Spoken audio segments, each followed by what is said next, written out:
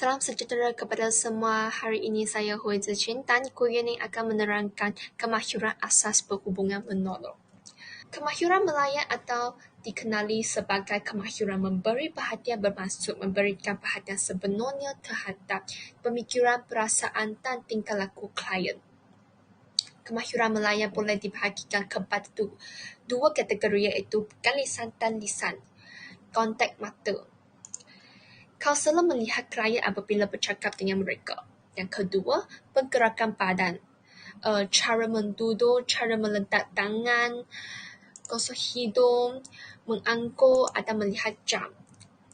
Boleh menjadi satu tanda kepada klien kaunselor sedang mendengar dengan berkesan. Senyuman penting dalam peringkat awal. Senyuman boleh menunjukkan kemesraan kepada klien. Jadi klien boleh berkongsi cabaran atau isu dengan selesa. Nada suara. Berkomunikasi dengan nada suara yang mesra dan menunjukkan minat. Dan akhirnya, kemahiran mendengar. Apabila mendengar, kaunselor boleh menganggur atau melihat klien untuk menunjukkan kaunselor sedang mendengar dengan serius.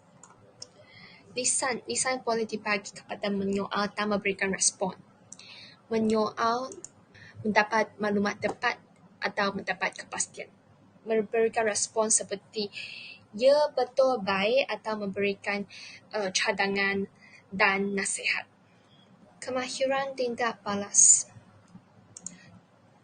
Kemahiran tindak balas merupakan aspek penting yang membolehkan seseorang untuk memberikan bantuan atau sokongan dengan cara yang sesuai dan berkesan. Kemahiran tindak balas dalam asas berhubungan memainkan peranan penting dalam memastikan bahawa bantuan yang diberikan adalah efektif, mengambil kira keperluan dan keadaan individu yang memerlukan bantuan.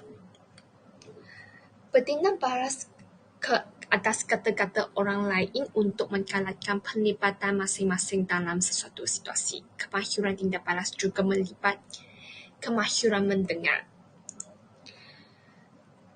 Kemahiran tindak balas boleh memberikan motivasi atau galakan.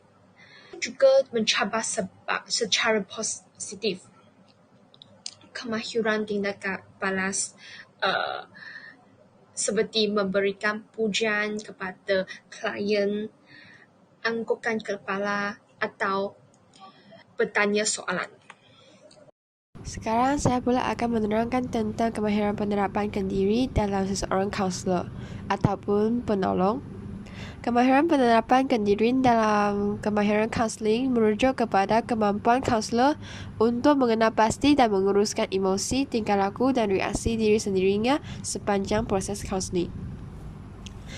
Ini adalah sangat penting untuk seseorang kaunselor ataupun membantu mempunyai kemahiran penerapan diri, kerana mereka harus mengenal diri dulu, kenal pasti apa yang fikiran, emosi dan tingkah laku diri, dan mereka mampu menerima diri.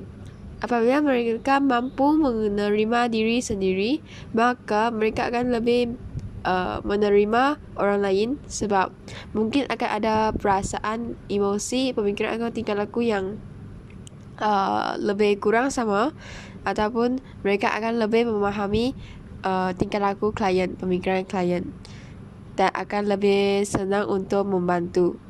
Dan kaunselor juga dalam kemahiran penerapan diri, kaunselor akan selalu buat refleksi diri dari emosi, pemikiran dan tingkah laku. Dalam elemen-elemen psikologi yang paling penting yang utama adalah emosi, pemikiran dan tingkah laku, dan ketiga-tiga ini mereka saling akan berhubung kaitan. Apabila seseorang kaunselor atau pembantu telah mengenal diri, sedar dirinya, selepas itu mereka akan menerima diri dan akan buat refleksi diri. Dengan ini mereka akan lebih mudah untuk kawal diri, kawal emosi, kawal fikiran dan kawal tingkah laku, supaya mereka tidak melakukan sesuatu yang akan di luar profesionalisme mereka. Sebab dalam counseling merupakan satu proses yang profesional dan ia melibatkan manusia, akan membantu manusia. Jadi, sekiranya profesionalisme itu tidak terjaga, maka akan menyebabkan kesan-kesan negatif terhadap klien kita. Jadi, ia adalah amat penting supaya kita dapat mengenal diri, menerima diri dan berrefleksi diri dan kawal diri. Seterusnya adalah kemahiran daya tindak. Kemahiran daya tindak dalam kaunseling merujuk kepada keupayaan kaunselor untuk bertindak balas secara tepat dan berkesan terhadap situasi, masalah atau perasaan yang dihadapi oleh klien sepanjang sesi kaunseling. Dalam kemahiran tindak, terdapat beberapa elemen-elemen yang penting, iaitu responsif yang sesuai terhadap klien, penggunaan teknik yang sesuai, kreativiti dalam penyelesaian masalah, menguruskan krisis, fleksibiliti dan keputusan yang tepat dan cepat. Kemahiran daya tindak ini amat penting sebab kaunselor haruslah berespon terhadap klien mengikut kesesuaian klien, yang di mana sangat menguji fleksibiliti seseorang kaunselor. Responsif yang sesuai terhadap klien merujuk kepada kaunselor memberikan tindak balas ataupun memberikan bantuan yang sesuai kepada klien, di mana kaunselor telah memahami klien dan membuat refleksi konten, refleksi perasaan dan refleksi kognitif dengan klien. Jadi mereka dapat memberikan respon yang tepat dengan klien. Seterusnya, kaunselor juga perlu menggunakan ada kemahiran untuk penggunaan teknik yang sesuai, di mana akan menggunakan kemahiran kaunseling atau teori kaunseling mengikut kesesuaian situasi dan masalah klien, supaya mereka akan lebih efisien dalam berkesan dalam membantu klien menyelesaikan masalah. Kaunselor juga harus mempunyai kreativiti dalam menyelesaikan masalah, sebab masalah klien adalah unik dan tidak sama, setiap manusia adalah unik.